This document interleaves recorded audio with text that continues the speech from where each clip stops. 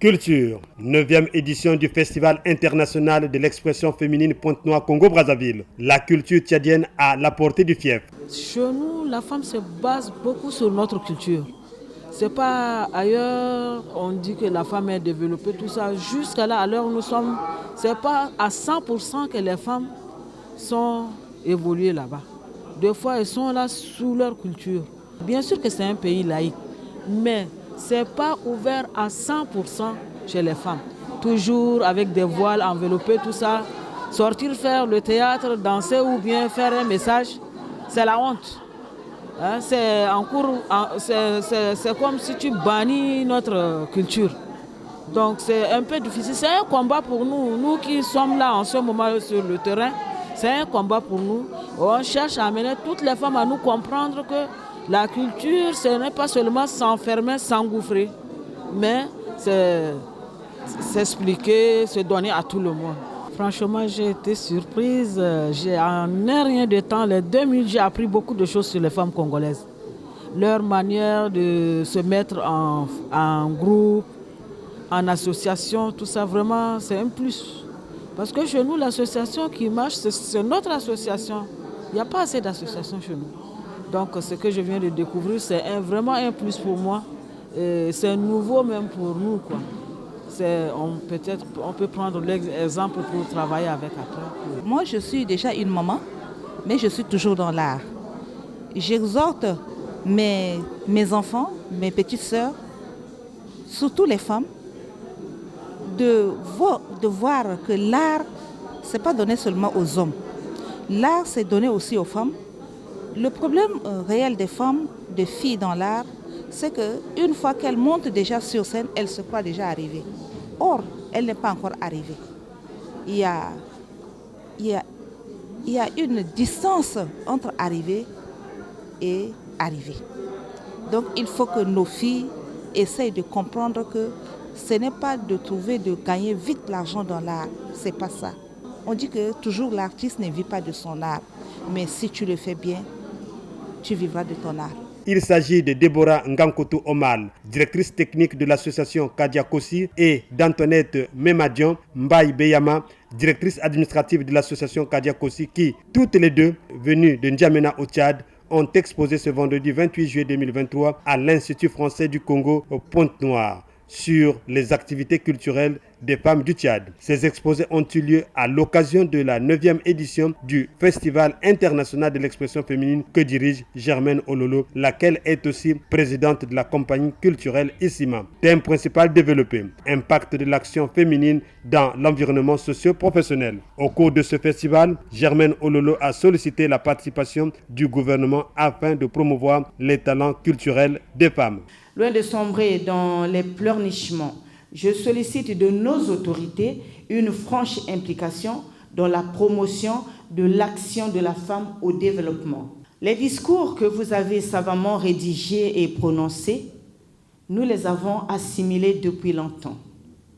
À présent, pensons à l'action par le financement et l'accompagnement, surtout financier, aux côtés de ceux qui ont souvent cru en nous. Média Plus Océan vous propose les extraits des différentes allocutions à l'ouverture de cette 9e édition. Merci à Germaine d'organiser cet événement. C'est un très bel événement, je trouve, et qui rentre dans les valeurs de l'IFC, de promouvoir l'action féminine, de promouvoir l'art féminin. Donc vraiment, c'est un plaisir de vous accueillir aujourd'hui pour cette première partie du FIEF. Nous espérons que vous apprendrez beaucoup de choses, que ce sera riche. Donc merci aux femmes qui ont fait le déplacement, qui s'investissent pour ce projet. Et puis je vous souhaite une très belle matinée et puis une très belle soirée également à l'Espace Obosso. Je suis très très contente parce que je vois autant de dames que d'hommes. Et ça, c'est un signal fort. On avancera et on aura beaucoup gagné le jour où on aura autant d'hommes qui seront mobilisés pour la promotion et l'émancipation des femmes.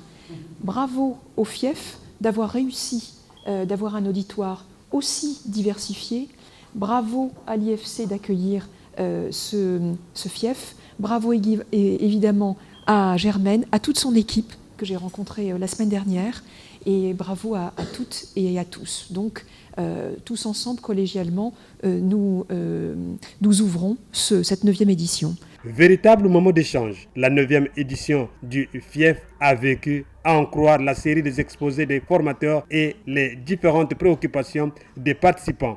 Aux femmes ou aux hommes, lancez le pas, allons-y de l'autre côté, c'est-à-dire partons dans le monde de l'entreprise. Passons du monde de l'association au monde entreprise, créons de la richesse, créons des emplois. Je me permets de le dire, ce n'est pas difficile. Nous avons des textes et des lois au Congo qui nous permettent d'y arriver. Ça, je suis sûr et certain.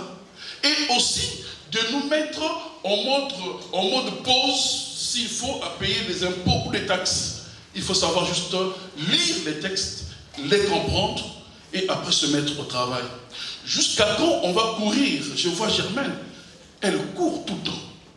Elle court. Pourquoi? À la recherche des partenaires. Mais ces partenaires parfois ne comprennent pas la vision, ne comprennent pas les attentes. C'est que quand c'est le présent, les amis, le jour où nous allons comprendre d'abord nous-mêmes que notre environnement, les industries culturelles et créatives est riche, très très riche, les gens vont se réveiller après. La femme restera une valeur absolue par sa détermination. Penser, se décider, entreprendre, ce sont des mots et des verbes que la femme a en elle naturellement. La femme pense beaucoup. La femme voit très loin.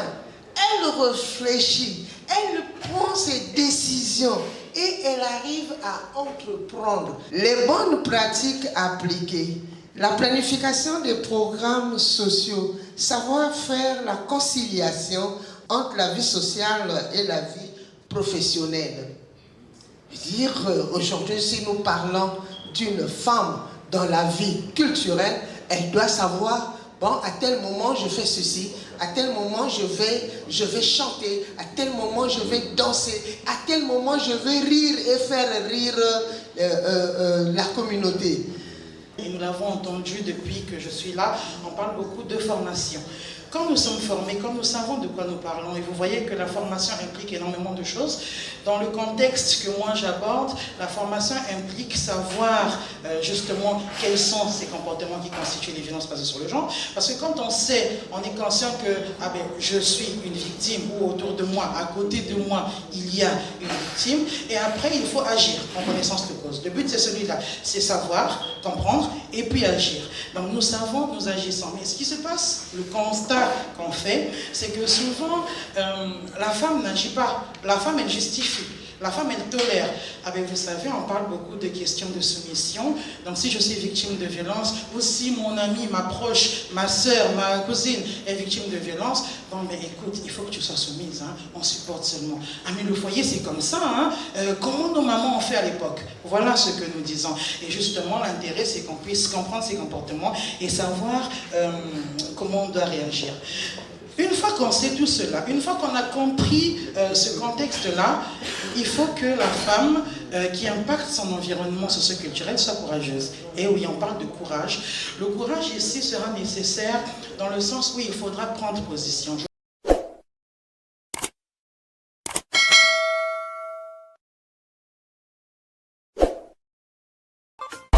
I